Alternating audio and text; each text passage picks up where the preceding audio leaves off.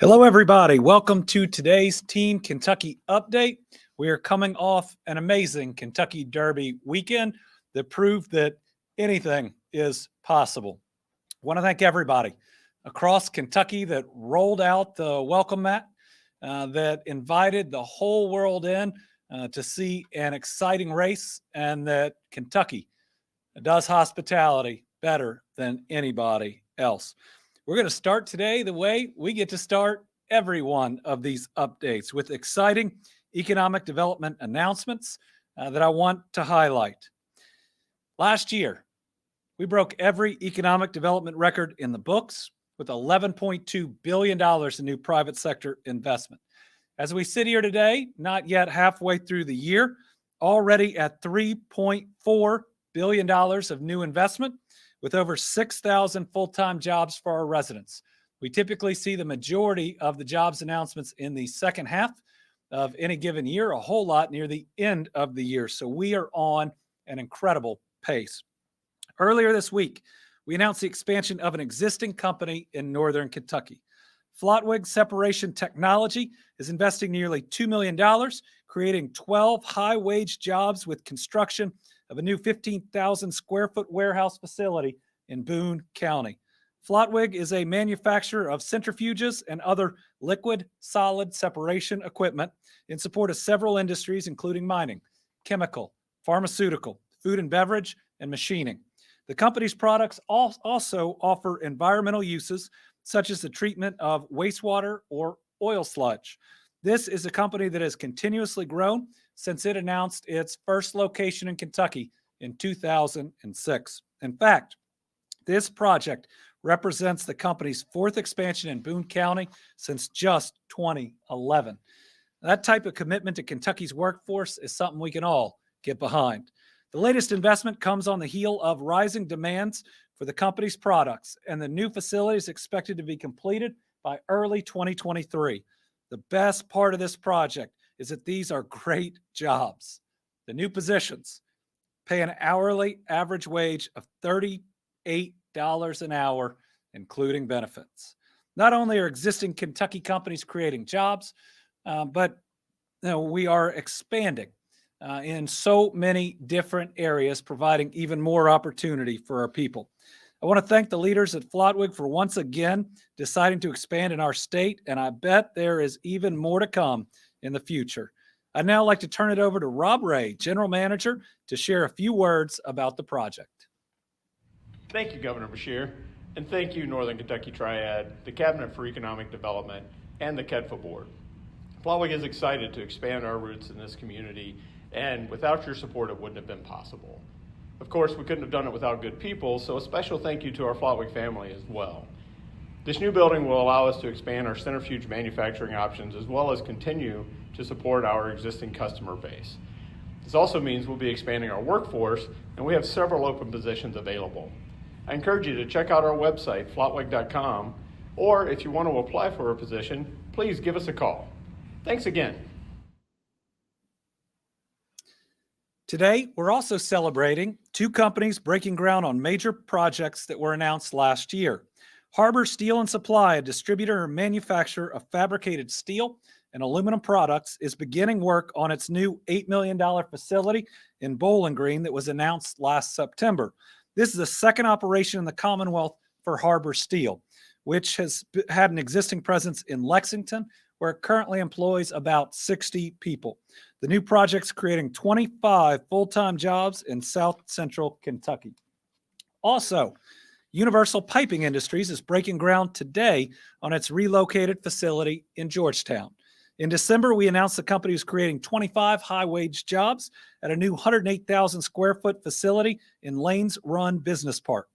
This is a fabricator of prepackaged industrial piping assemblies, and it's constructing a state-of-the-art facilities to produce customized piping and equipment for customers throughout the United States. Both projects breaking ground on the very same day shows you how much we got going on, and they're both expected to be completed in 2023. I want to thank the leaders at Harbor Steel and UPI. We're there not just to announce the project. We celebrate with you when we break ground, and we work with you every single day to get the project done on time.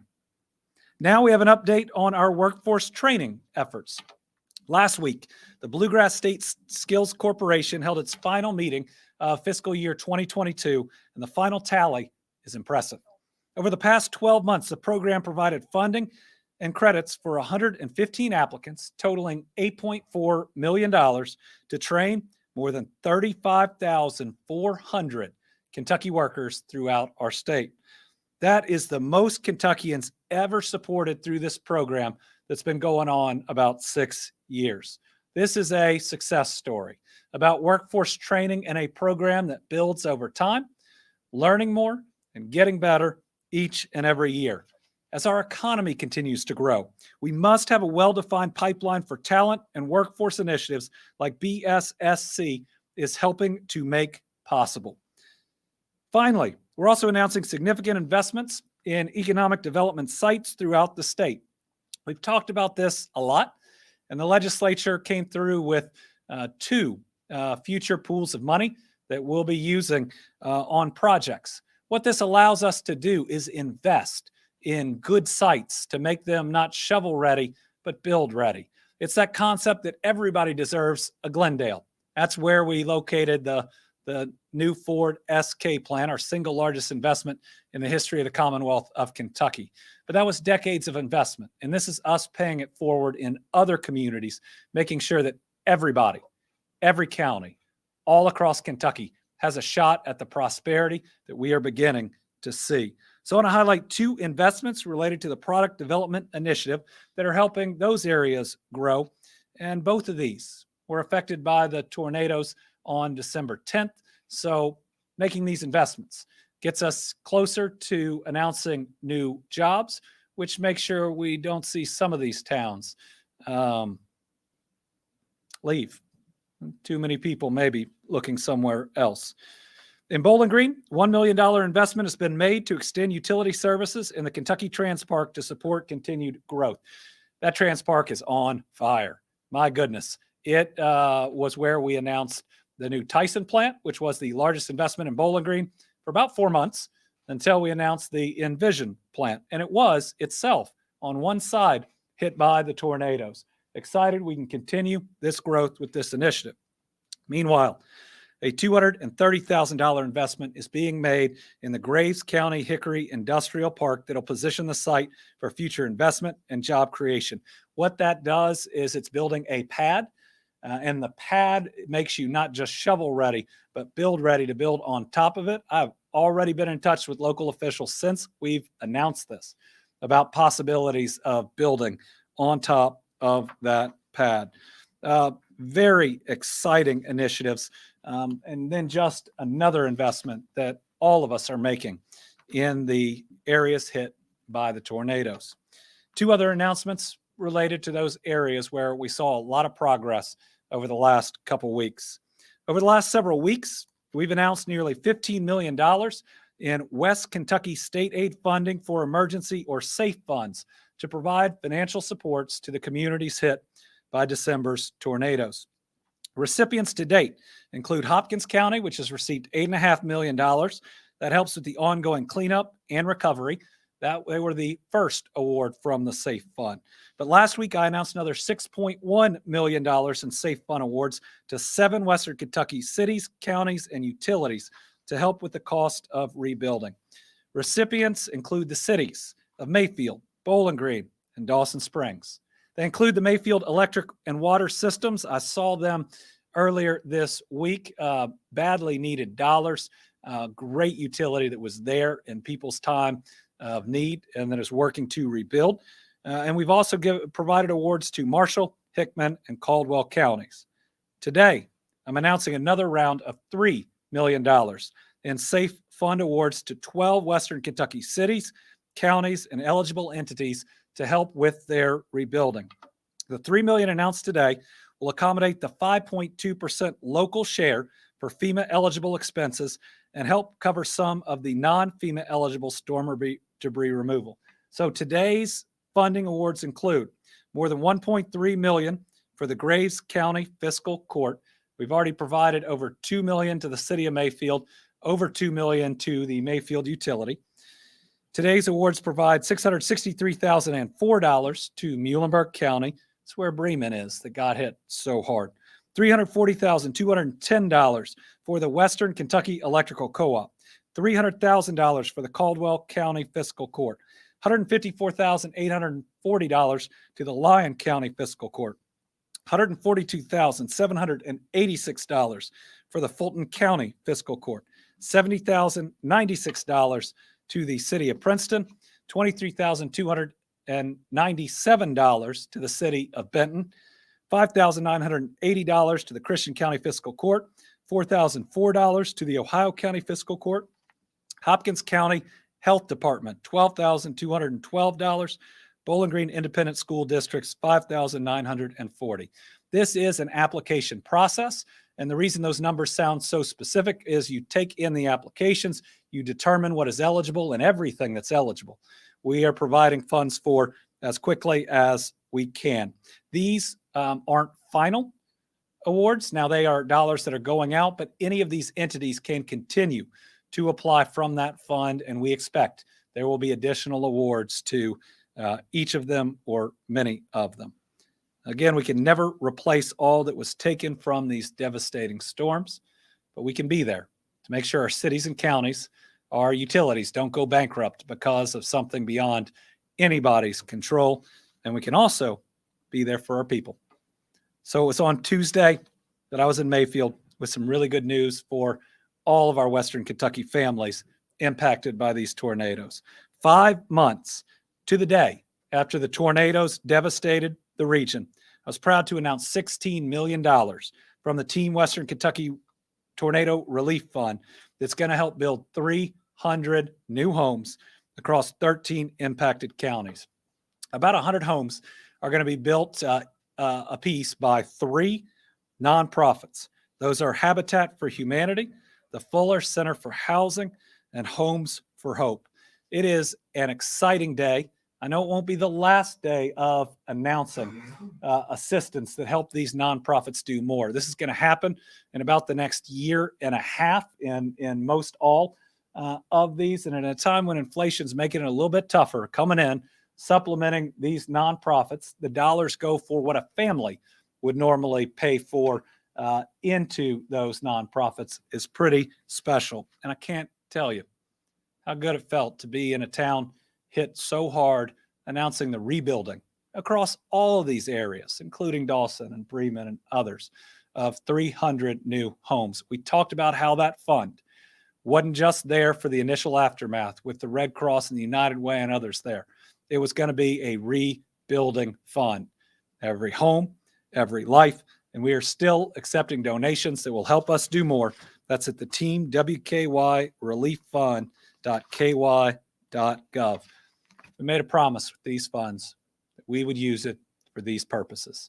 Now, we've now gotten over $26 million out. Those have gone to cover funeral expenses. They've gone to provide additional awards to uninsured renters and homeowners. They've gone to pay the deductible for just about every insured homeowner and renter. So I want to thank everybody who gave. I mean, the whole world had an incredible outpouring of support, and it is going to help rebuild these lives. All right. So today, I have some special and also some exciting, but for me personally, tough announcements to make about some great folks that I've known and relied on for a very long time, who have done incredible work and provided incredible service to the Commonwealth of Kentucky. When you're in a job like this and you have wonderful people around you, they have a lot of opportunities come and knock on their doors. Sometimes they've given already a lifetime of service. And as a big family, sometimes they find other incredible opportunities that they can't say no to. After 2 years of fighting a pandemic and still achieving record-breaking economic success, today I'm announcing that Executive Cabinet Secretary J. Michael Brown and Interim Economic Development Cabinet Secretary Larry Hayes will be stepping down from their current roles in the coming months. First, I'd like to ask Michael Brown if you join me. I have notes, but I'm not going to use them. Michael Brown has been here for me every day in my public service. I got to know him for being there for my dad and actually a little bit in law. Before that, he's given more than 16 and a half years of consecutive service to the Commonwealth of Kentucky. First, he was an 8-year Justice Cabinet Secretary, trying to do what's right each and every day and providing an example when things went wrong, being transparent and honest about them and fixing them. He was then in my Attorney General's office, providing moral leadership. One of the best lawyers I know, winning cases in the Kentucky Supreme Court and helping me to run that office in a really special way and achieving things in that office that we had never seen. A record number of child predators arrested and off the streets, suing more opioid manufacturers than any other AG in the country, starting our first offices to protect seniors from scams and creating scam alerts, to the first office of human trafficking prevention and prosecution, whereby we had the longest sentence under state law to any human trafficker that was out there. And then he agreed to come on board in this job, leading the cabinet, being the top appointed official in the Commonwealth of Kentucky, and doing it with the grace and the class that he has in all of his public service. He is a former district court judge in Jefferson County. He was on the Louisville Regional Airport Authority for many years. In fact, I'm pretty sure he's done it all. He has been an integral part of Team Kentucky. I call him a wonderful friend. And recently, I think he got an opportunity of a lifetime. I want to congratulate Simmons College in Louisville, who is picking up an amazing leader in Michael Brown. I'll let him talk about it in a minute, but with more grants and dollars coming into Simmons, with an opportunity to step up to that next level, of course, they would turn to somebody who has shown this type of leadership for so long. It is our only private HBCU. We want it to succeed. And while I hate that I won't see you every day, man, Simmons is really lucky, and the Commonwealth is so fortunate that you will continue your service there. Michael Brown. Thank you. Ignore the applause. First, let me thank Governor Steve Beshear, who called me shortly after Thanksgiving 2007 and got me on this journey to Frankfort and given me a lot of opportunities. And then, of course, to now Governor Andy Beshear for continuing the opportunities that have come up. I hope you really see the compassion and the sincerity in this man, because it is there. And I watched it all through the pandemic and how much he cared about the people of Kentucky, and he was ready to do whatever was necessary to protect them. My service and my approach toward this government service has been to go out and attempt to get the assets that these agencies needed so they could perform their jobs. And it's those people, it's those workers and the 8,000 in justice, and then those in the Attorney General's office, and now throughout the 28,000 in state government that do the job every day, that don't necessarily get recognized. As I said earlier, we, all of us in these appointed and or elected positions, sooner or later, we're going to leave. But the foundation is those who work here all the time. I've been thinking about what my future would be, and then providentially, I believe, a door opened up. My good friend and truly a visionary, Reverend and now president of Simmons College, Kevin Cosby, came to me and he talked about what the next steps for that school might be. And for me, it offered an opportunity to perhaps for the next few years, use all of the experience and what talents I may have and my legal ability to help take Simmons sort of back to the future. There was a time in this country when things weren't so open. And Simmons, which some people know as Simmons Bible College, but really Simmons, which was once State University before there was a Kentucky State, it had a medical school and it had a law school. And it provided opportunities for African Americans that didn't exist anywhere else in the educational system. Well, Simmons is getting ready to take some steps to go back on that path.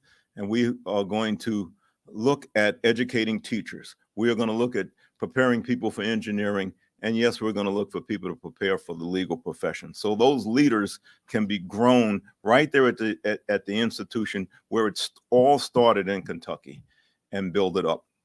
They've been blessed to get a number of grants. They have super leadership with President Cosby. And it truly was, as I told the governor, an opportunity I could not pass up, because, you know, I feel obligated to go and use what the blessings I have to share on to the next group of leaders to come along in Kentucky. But I can't thank the Beshears and all the state workers enough.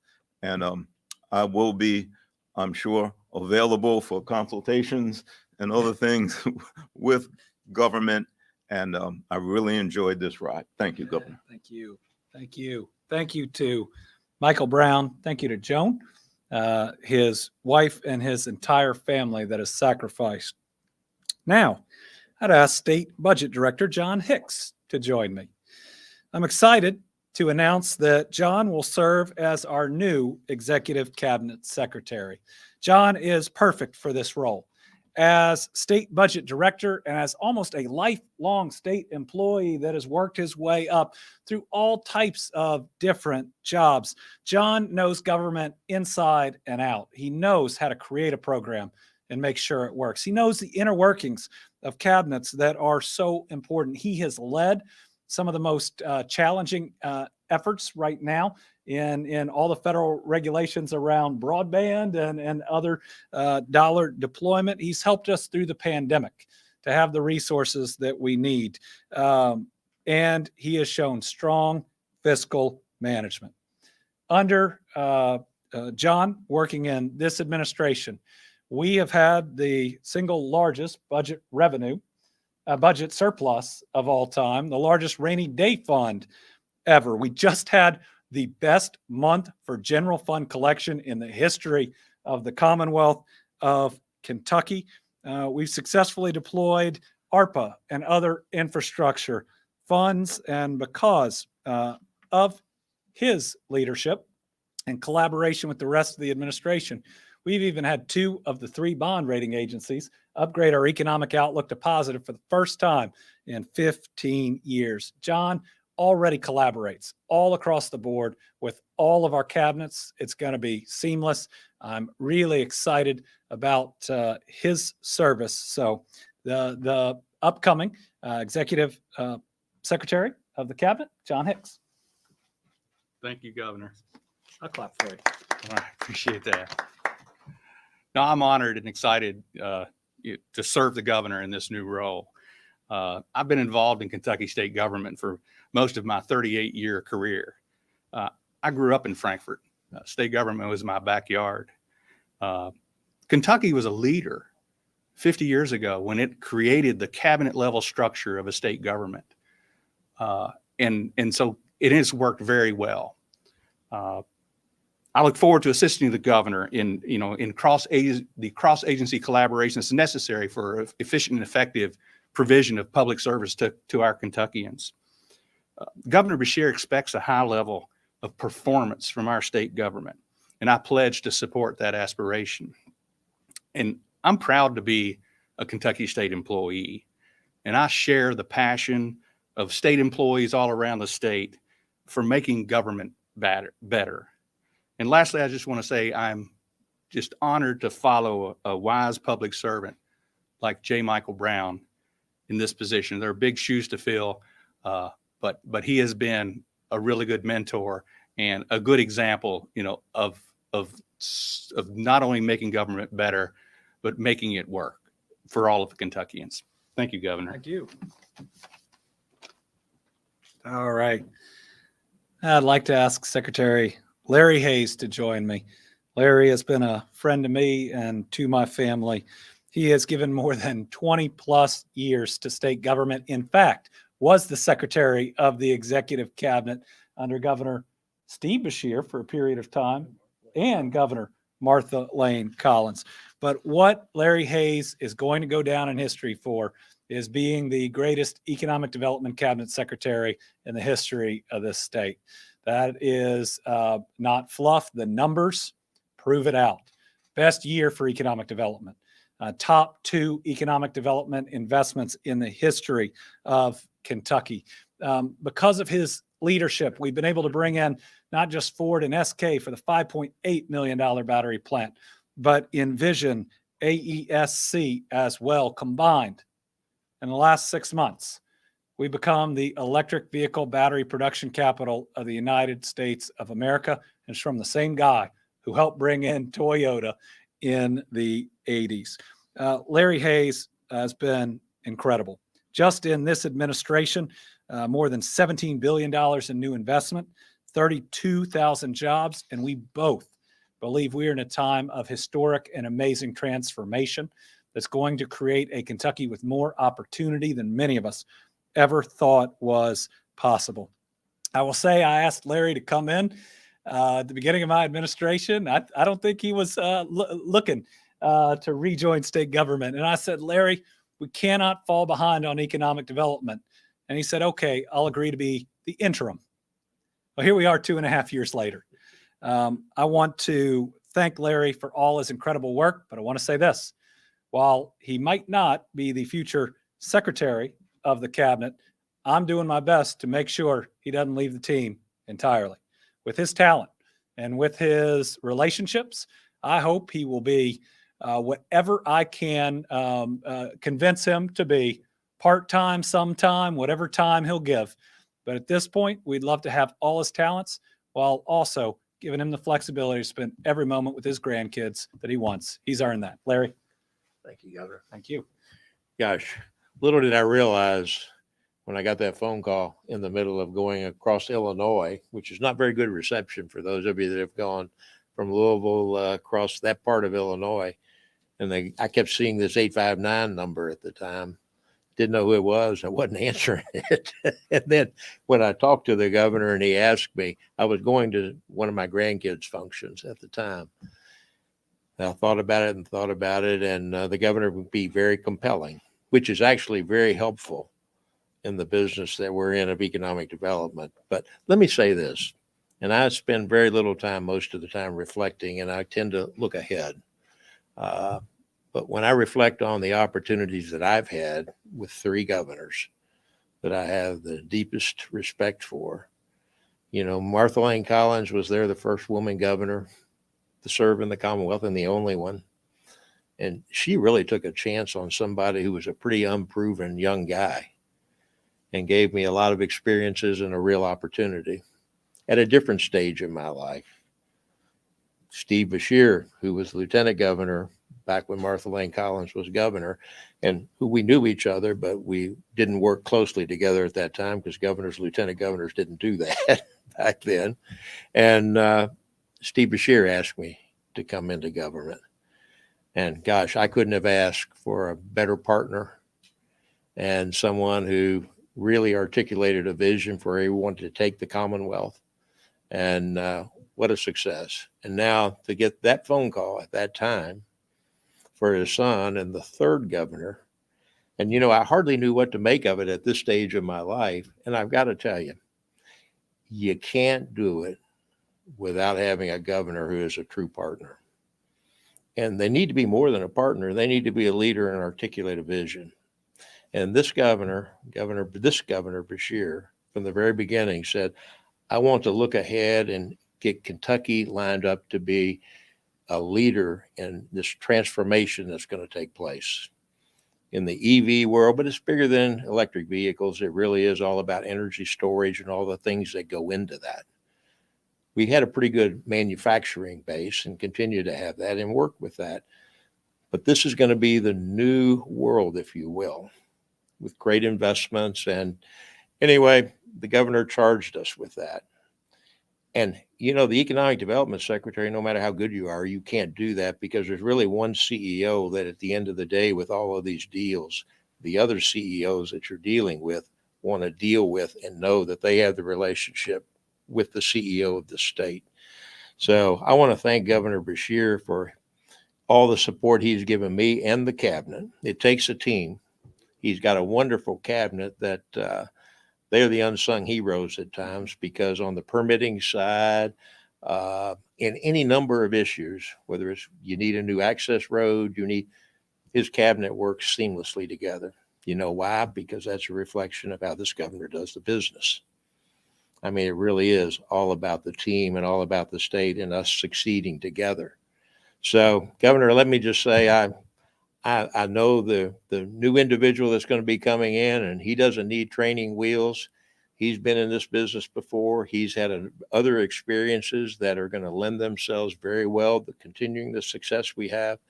The governor well knows, because he's very involved in all the projects we're working on. We have some exciting things ahead. And, I'm going to be the biggest cheerleader, and I'm going to be helping any way I can, Governor. And, it's going to be this future that you envision for the Commonwealth. We're going to see that happen, and we're going to see it happen rapidly. So just hang on. Thank you for the opportunity. Thank you, Larry. Thank you. Most successful economic development cabinet secretary in the history of Kentucky, Larry Hayes. So now I'll introduce the person that's got to come in after that, but I know will help keep our momentum going. Under statute, you are supposed to do a search that the partnership board runs. That search was done. I received 3 names. We interviewed at least 2 of those individuals, and today I'm announcing that a Kentucky native, Jeff Knoll, will serve as our next Secretary of the Cabinet for Economic Development. Jeff is actually coming home after serving as a corporate vice president of communications and public affairs for Whirlpool Corporation, where he's responsible for the company's global, external, and internal communications, government relations, public affairs, and business travel departments. He also served as the president of the Whirlpool Foundation, which includes oversight of the company's 20-year relationship with Habitat for Humanity, which helped over 200,000 families. Jeff was formerly the vice chairman at the Michigan Economic Development Corporation under 3 separate governors, and this past year he served as the interim president and CEO of that corporation. He also served as president of the Michigan Economic Development Foundation. Before joining Whirlpool, Jeff served 11 years as president of Cornerstone Alliance, a Benton Harbor-based economic development group.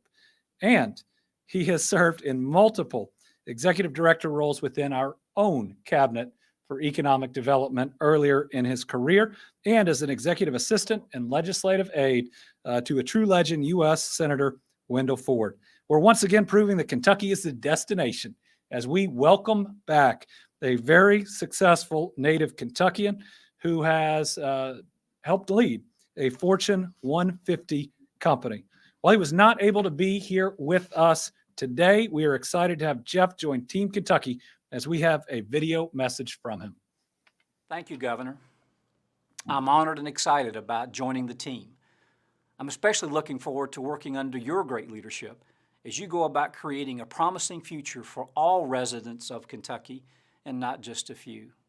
And to Larry Hayes, congratulations on your retirement. I have great respect for you, but also a deep appreciation for that legacy of accomplishment that you leave behind. Also know that one of the things that attracted me to this role was the amazing group at the Cabinet for Economic Development.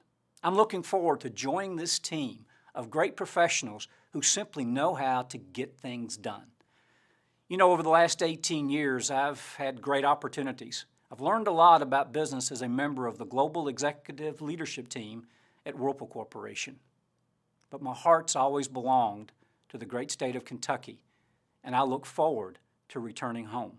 It's going to be a privilege to revisit all the special communities in the Commonwealth, especially as we go to work, roll up our sleeves, and share in those responsibilities that will go about creating the shared opportunities that will come to the great state of Kentucky as a result of the transformative economic development policies, Governor, that you have put in place. Thank you very much. All right. So Jeff, I believe, will be joining us June 1st and are very excited about the expertise and prestige that he will bring to the table. Now, let's go over last week's COVID information. And it's really mixed information where we need to wait and see. but people need to be real thoughtful going in to the next weeks and months. First, on the good side, the COVID map. Now, last week we had 4 counties in the yellow. It's really this last week because the new map comes out tonight. We only have 3, and I think only 1 county, if I remember right, has stayed yellow both times. This map puts together lots of different information, not just cases and positivity rate, also hospitalization and other information. That is a pretty good map. Let's look at our stair-stepper chart. Remember, cases are no longer directly coupled with hospitalizations, but it's still important to look at it. What this suggests is our numbers are going up, but not very quickly. They could, in fact, go down next week, but this is, 2 weeks of increases in a row. We're certainly seeing increases in other areas of the country. In some other areas, we're seeing hospitalizations increase, but deaths are not increasing. So this is just one data point. And remember, in previous times, look how quickly cases went up. That is not what we are seeing now. There's probably more COVID out there than this shows because there are so many at-home tests now. Positivity rate has actually shown an increase week over week. This last week, we were over 7%. Again, this is not the same indicator that it used to be, but it does suggest we are probably seeing more COVID or COVID spreading a little bit more in our communities than certainly in the last 4 or 5 weeks. So, those are not the best, but not alarming news. Then we look at hospitalizations, still very low. It's really hard to see if we're having an uptick that will continue because, as you can see, the numbers got so low that they jump up and down. We'll watch this through the next week to see where it goes. But if these numbers, and you'll see the next 2 are better, stay low and cases and positivity are up, it probably says something overall positive about moving pandemic to endemic. But definitely there's no longer the direct ratio between cases and severe disease. With that said, people need to think about the fact that there is more COVID out there. Certainly more people I know are getting it recently, and they're getting a little bit sick. They're not getting severely ill, but they are probably getting a little bit more than right after their booster. So it is pretty important right now, if you haven't gotten your booster, to go get one. We are seeing increases in cases in other places. And if it's been a while since that second shot, that booster will help make sure if you contract this new subvariant of Omicron, that it will be milder on you, or maybe it will help prevent you from getting it at all. That's either to keep you from getting really sick, which of course not all that many people are right now, or if it prevents you from getting COVID, then you don't have to deal with the 3, 4, 5 days that you'd have to be home and ultimately quarantining. Now, good news on the ICU numbers, still incredibly low, not any indication that they are increasing. So again, this is a very positive sign.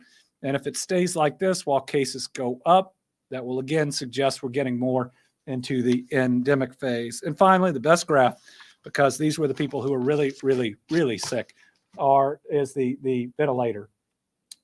Very, very low, no indication that that's going up. Remember, fewer people in Omicron were on a ventilator, even though so many people got it, because it hits your system in a different way, causing more issues higher as opposed to lower. So get boosted. If you qualify for the second booster, you're over 50, or you fall in any of the other categories, we suggest you look very strongly at that. In the very least, what you can do is help us avoid another surge, or at least avoid another surge in hospitalizations. There is no question that each shot that you get helps prevent serious illness. And only about 25% of our population is boosted at the moment. That is one easy thing you can do right now to protect yourself, as we're starting to see some of those numbers tick up. And it's the number one thing we can do to prevent those numbers from ticking up. All right, finally, our team, Kentucky All-Stars. They were our awardees at the Governor's Safety and Health Ceremony. So our economy is on fire. New jobs every single day and higher wages than we have ever seen. And that is good for our families. But the other thing that's really important to our families is that they go to that job and then they come home safely. They go to that job to provide for their family, and that family wants mom or dad to come home healthy and happy. So on Tuesday in Bowling Green, Team Kentucky recognized more than 24 companies for demonstrating an outstanding commitment to workplace safety. It's important that we celebrate these companies because they are going above and beyond to take care of our Team Kentucky members and make sure that their employees are safe on the job. Big Rivers Electric Corporation, we recognized 4 of their locations that all qualified for awards together, more than 4 million man hours worked without a lost time incident. Hood Container of Louisville was another one, 500,000 hours on the job. Insteel Wire Products in Hickman was yet another one. We put out a release that has all of the award members, but I tell you what, it's important to recognize companies that take this responsibility so seriously, which I believe the vast majority of Kentucky companies do. And we are really proud of each and every one of them. I know the people of the Commonwealth of Kentucky appreciate them, and so do their employees. All right, we will open it up to questions. We have 3 journalists in here with us, 3 on the line. We'll start with the Dean of the Team Kentucky Update, Tom Latek. Thank you, Governor. Good afternoon. I'm sure you're well aware that this morning the Kentucky Democratic Party has filed an Executive Branch Ethics Commission complaint against the Attorney General, who announced this week that he is going to run for governor next year. And I would like to hear your take on the ethics complaint. Well, for more than 20 years, the Executive Branch Ethics Commission has been crystal clear. If you are the sitting Attorney General, you cannot investigate the sitting governor and then run against him. It was first put out during Greg Stumbo's term as Attorney General. Because of it, he followed the rules. He did not run for governor. He ran for lieutenant governor. You can remember in my term as Attorney General, Matt Bevin tried to secretly buy a home from a state contractor, a donor, and one of his appointees to one of the more prestigious boards. It looked really bad, and it needed to be investigated. I asked the Executive Branch Ethics Commission, and they said, if you do this investigation, you cannot run for governor without committing an ethics violation. So we referred it to the FBI and the SEC. This is a rule that everybody else has followed, and this Attorney General has broken. The Ethics Commission made it really clear. And in fact, he sent a letter to my administration, about 1.5 years ago, saying they were doing an investigation. We responded by saying, wait a minute, there's this ethics opinion that says, if you do this, you can't later run for governor. And they said, well, we're moving forward anyways. All we're asking is that everybody follow the same set of rules, same ones that I did. Joe. So with Cameron announcing yesterday, and obviously Ryan Quarles announced a little bit ago, Mike Harmon's in the race, and I know a few other Republicans have signed on to run, and more are going to be. What do we have, 5 thus far? I'm not entirely sure how many there All are right. in KREF, but where are your thoughts at with the race? I know it's still a year out. I don't know if you thought a lot about it, but what's your take on what's happening right now? I'm focused on being the very best governor that I can.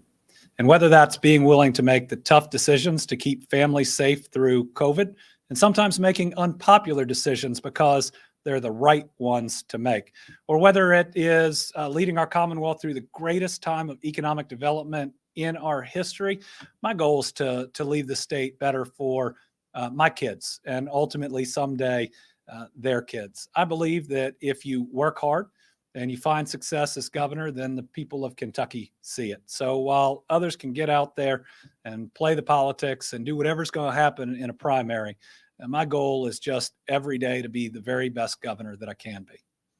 So, Austin. Thank you, Governor. Are any of these investigations or inquiries on Cameron's part active?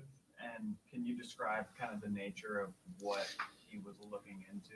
So what the Ethics Commission said very clearly to me, as I remember it, I went back to him and I said, "Are you sure this is the rule?" And they said, "Oh, yes. Not only is this the rule, but unless you're willing to say right now, before you investigate Matt Bevin's secret purchase of a home from one of his donors, that you are categorically not running for governor, then you will commit an ethics violation if you do." That was, again, crystal clear rule for every AG, and everyone's followed it until this one. Certainly, we believe that there are investigations ongoing. One was the contract for the removal of the Jefferson Davis statue, which was done entirely by the finance cabinet, didn't play any role in it.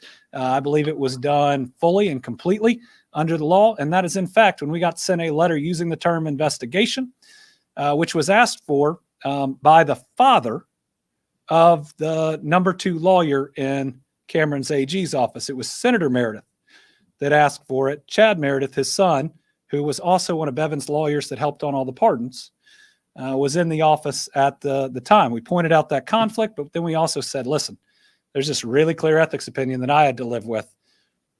You need to take a look at it. But are they ongoing? Sure. We got a request for information from the AG's office last night. That's after he's announced. And again, their primary will be their primary. I'm not worried about it. But having been an attorney general that had to live by the ethical rules and believing that the top law enforcement officer can read a very clear opinion on what the rules are, I think it's fairly egregious. And it is a knowing violation from both when you launch the investigation to when you make the announcement. Karen Czar, who had a birthday yesterday. Happy birthday, Karen. We'll come back. Karen, are you there? She had a really good birthday yesterday. You want me to go on and come back to her? Or are you not getting sound? Not getting anything. Yeah, I mean, I was working fine earlier. All right, let's try Melissa Patrick. Hi, Governor. That positivity rate, is a little bit concerning. As you said, it definitely doesn't include home tests. And so you made the comment, it's not the same indicator as it used to be. Like, what do you mean by that? And at what point do we start worrying about that rate? So it is not an indicator of how severe of a problem that we face.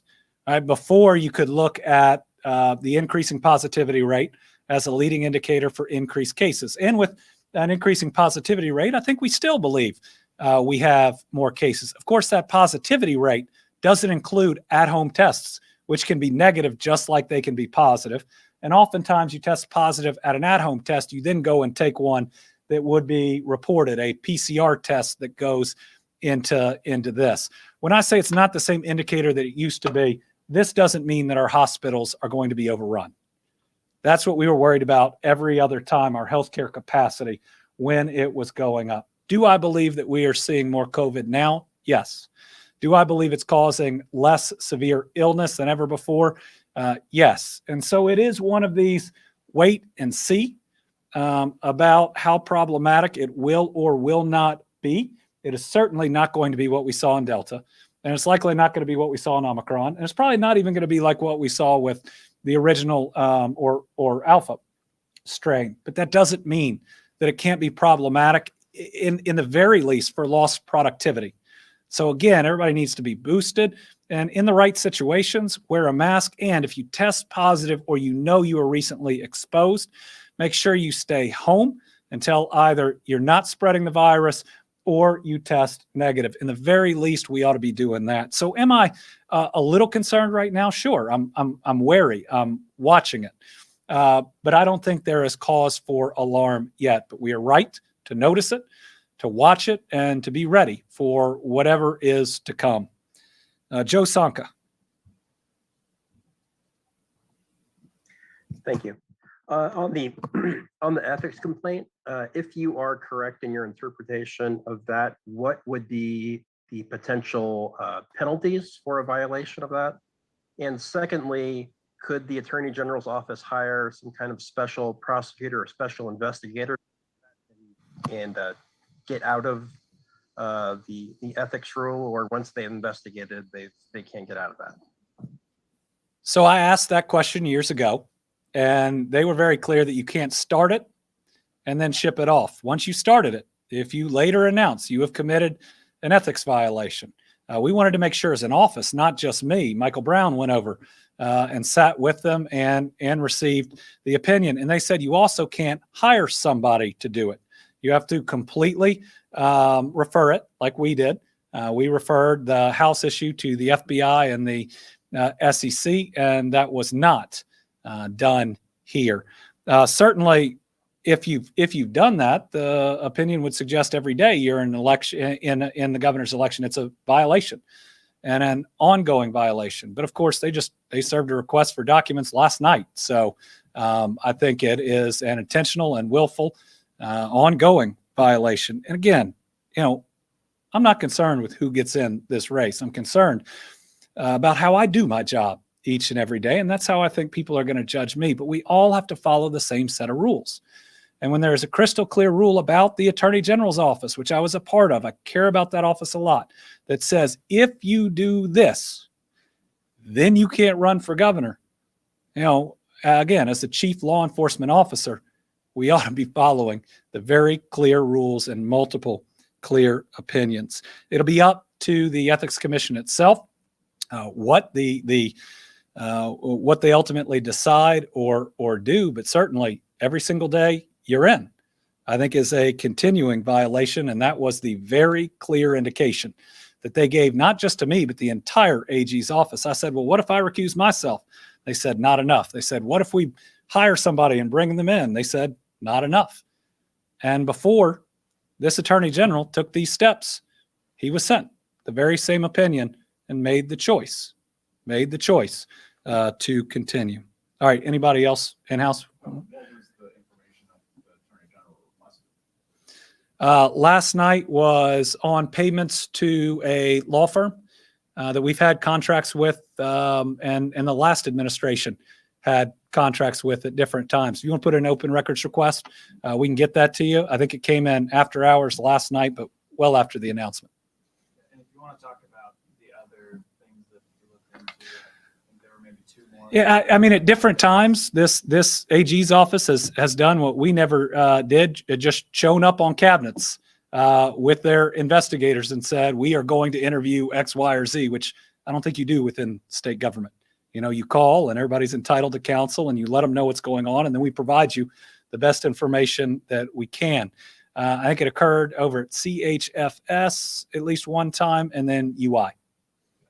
So, but again, we get a request last night from an official AG email for documents. So, all right. So listen, I know we're going to have these questions the next year and a half, but I'm pretty thrilled today for the new economic development news. I want to thank two incredible friends of mine, Michael Brown and Larry Hayes. Could not have done the last several years or the last 6.5 years without you. Very excited about everybody that we are bringing in. When is Secretary Brown leaving, and will Director Hicks stay in the budget director's job? Secretary Brown is stepping down August the 1st, and Secretary Hicks is staying in the budget job, just like Mary Lassiter and Crit Llewellyn before him. And we will see if there will be a later transition, but we're getting a lot of bang for our buck there. We'll be back next week with another update. Thank y'all.